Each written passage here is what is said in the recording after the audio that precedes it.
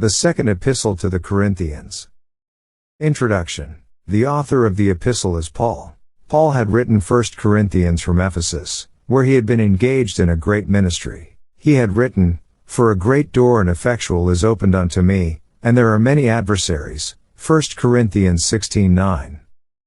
I believe that Paul had his greatest ministry in Asia Minor, Ephesus being the springboard, and the sounding board for the gospel. I believe that the gospel covered that area, in a manner that was probably more effective than it has ever been, in any other place at any other time. That is what Paul meant, "For a great door and effectual is opened unto me." Because of that ministry, Paul just couldn't leave and go over to Corinth. In Corinth, was that baby church which he had started. That church was filled with carnal Christians. They acted like babies. They wanted Paul to come, because they wanted attention. They wanted food, and they wanted a change of garments. I guess you could say they were all wet. They were crying as babies cry. Paul couldn't come, and they were a little miffed, and a little hurt by it. So Paul had written his first letter, and had told them that he would be coming later. Paul remained in Ephesus approximately 3 years. He didn't get to Corinth, and the Corinthians were still disturbed. He had sent Titus to Corinth, because he could not personally go there at that time. Timothy had been with Paul in Ephesus, and these two left Ephesus and proceeded to Troas, to wait for Titus to bring word from Corinth, 2 Corinthians 2:12-13.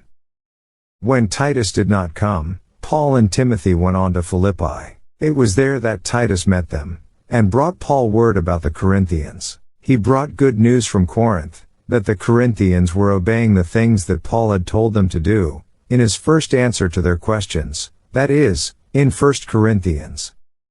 At Philippi, Paul sat down to write this second epistle. The Corinthians still wanted the great apostle to come and be with them. However, any breach between Paul and the Corinthian church was healed.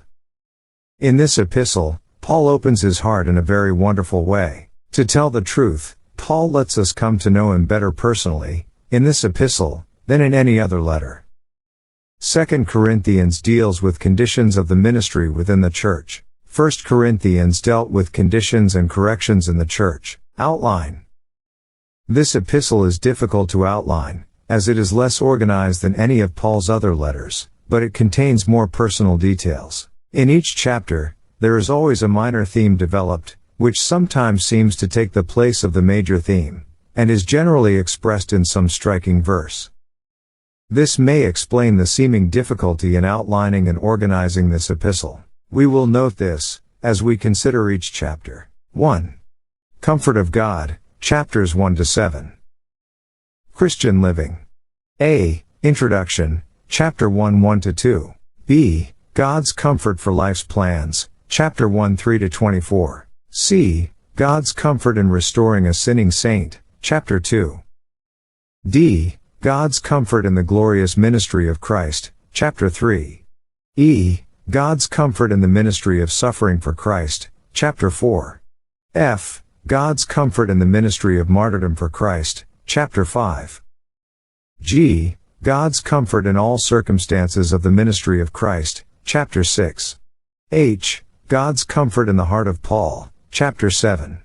2. Collection for the poor saints at Jerusalem, chapters 8-9. Christian giving. A. Example of Christian giving, chapter 8 1-6. B. Exhortation to Christian giving, chapter 8 7-15. C. Explanation of Christian giving, chapter 8 16-9 5. D. Encouragement to Christian giving, chapter 9 6-15. 3. Calling of the Apostle Paul, chapters 10-13. Christian guarding. A. Authentication of Paul's apostleship, chapter 10. B. Vindication of Paul's apostleship, chapter 11. C. Revelation of Paul's apostleship, chapter 12. D. Execution of Paul's apostleship, chapter 13 1-10. E. Conclusion of Paul's apostleship, chapter 13 11-14.